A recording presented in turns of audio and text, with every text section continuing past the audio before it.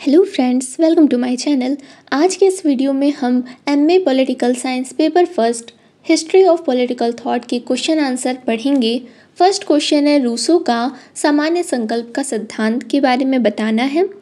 Rousseau व्यक्ति की स्वतंत्रता और समाज की सुव्यवस्था में समन्वय स्थापित करने के लिए एक सामाजिक समझौते की कल्पना करते हैं। रूसो के अनुसार सभी व्यक्ति एक स्थान पर एकत्रित हुए और उनके द्वारा अपने समस्त अधिकारों का समर्पण किया गया, लेकिन अधिकारों का ये समर्पण किसी व्यक्ति विशेष के लिए नहीं बल्कि मानव समाज के लिए किया गया। समझौते के परिणाम स्वरूप संपूर्ण समाज की एक सामान्य इच्छा उत्पन्न होती है और सभी व्यक्ति इस सामान्य इच्छा के अंतर्गत रहते हुए कार्य करते हैं। स्वयं रूसो के शब्दों में समझौते के अंतर्गत सभी अपने व्यक्तित्व और अपनी पूर्ण शक्ति को सामान्य प्रयोग के लिए सामान्य इच्छा के सर्वोच्च निर्देशन के अधीन समर्पित कर देते हैं और एक समूह के रूप में हम में से सभी समूह की अविभाज्य अंग के रूप में अपने व्यक्ति और पूर्ण शक्ति को प्राप्त कर लेता है। अब हम इसे दूसरे शब्दों में कहें तो समझौते द्वारा सभी व्यक्ति के अपने पूर्ण व्यक्तित्व या शक्तियों को एक ही राशि या ढेर में मिला दिया जाता है और व्यक्तित्व स्वयं उस राशि या ढेर का अविभाज्य अंग बन जाता है। इस प्रकार के पारस्परिक संयोग से उत्पन्न समूह का नाम ही राज्य का राजनीतिक समाज है। रूसो के सामाजिक समझौते से अगर समुदाय या राज्य का निर्माण होता है, सभी व्यक्ति समझौता करते हुए दो प्रकार के संबंध स्थापित करते हैं। पहला, सर्वोच्च संप्रभुता का अंग होने के कारण वो दूसरे व्यक्तियों के प्रति कर्तव्यों से बंधा होता है।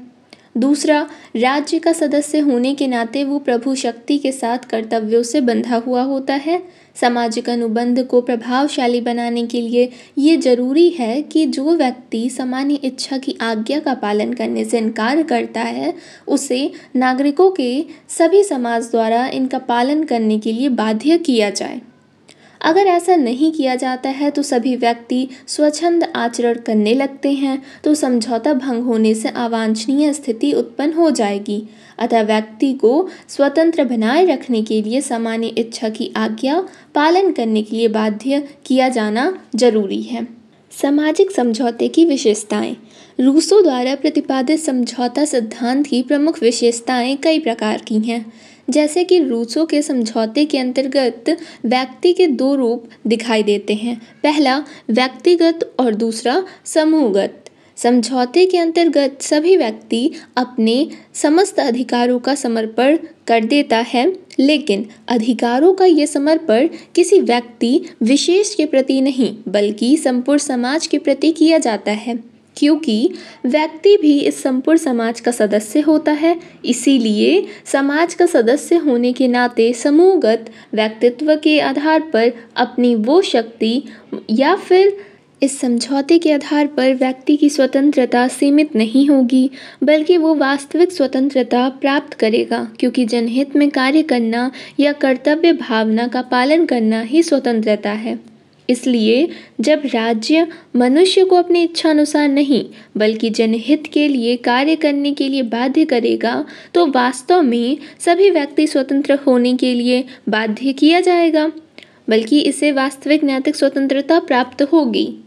समझौते के आधार पर जिस सामान्य इच्छा का निर्माण होता है, वो सामान्य इच्छा सभी व्यक्तियों के लिए सर्वोच्च होती है और सभी व्यक्ति उसके अधीन होता है।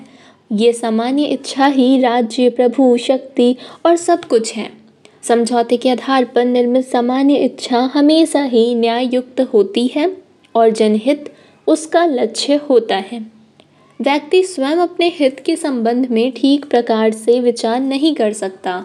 उसका हित तो सामान्य इच्छा द्वारा निर्देशित मार्ग पर चलने में ही है। ये सामाजिक समझौता मनुष्य की स्थिति में एक महत्वपूर्ण परिवर्तन कर देता है।